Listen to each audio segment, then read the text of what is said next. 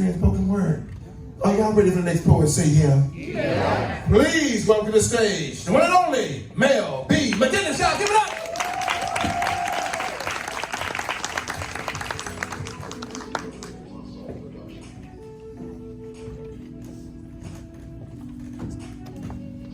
How y'all doing? $2? Okay. I guess when we're done, we'll clean up. Thank y'all for being here this evening. As Mike said, I'm a published author, and this is my book, Reflections of Life. How much? It's $10. Only $10. So I want to read y'all a piece from my book.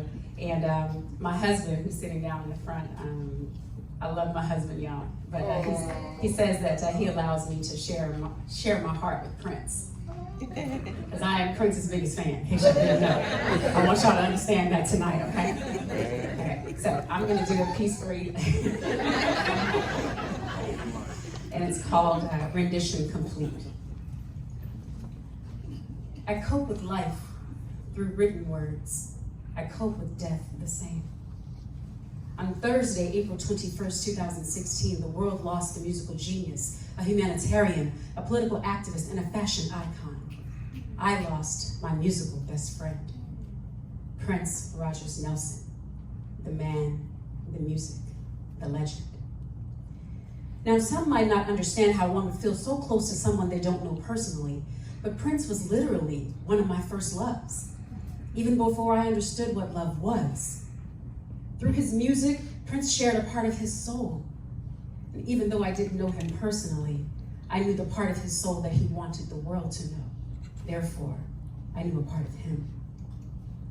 For 5 days, but what seemed like an eternity to my heart, I could not find the words to express my thoughts or my feelings about the profound loss of this man that I did not know personally, but whose loss I felt on such a deeply personal level.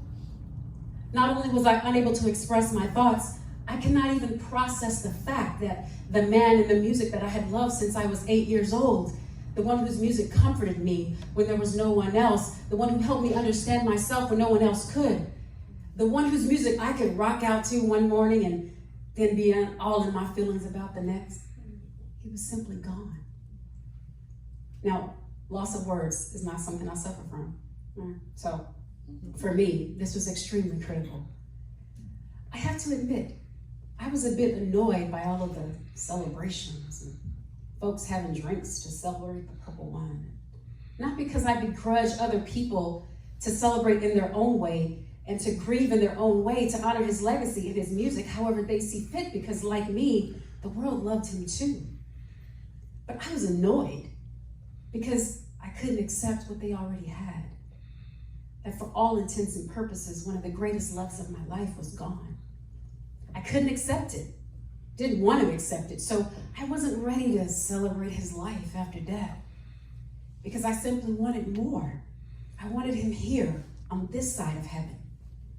I wanted to see more of him in concert beyond the 5 times I've already seen him. Because he's the only artist that I would probably pay just about any amount of money and travel just about anywhere to go to see live in concert.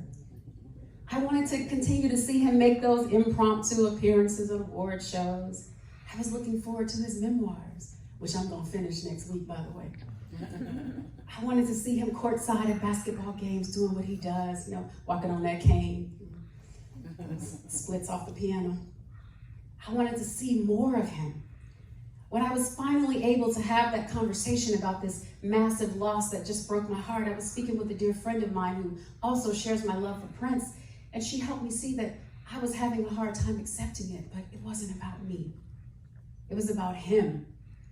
And in my realization of my selfishness, I wasn't as hard on myself as I normally would be because I realized I was grieving.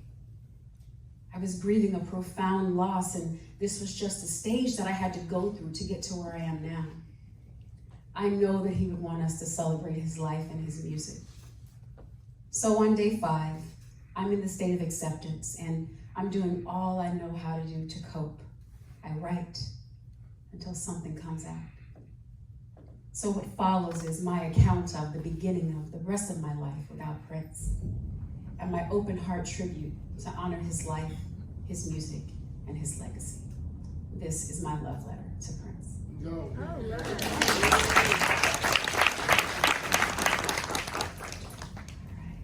So this next one, I'm gonna have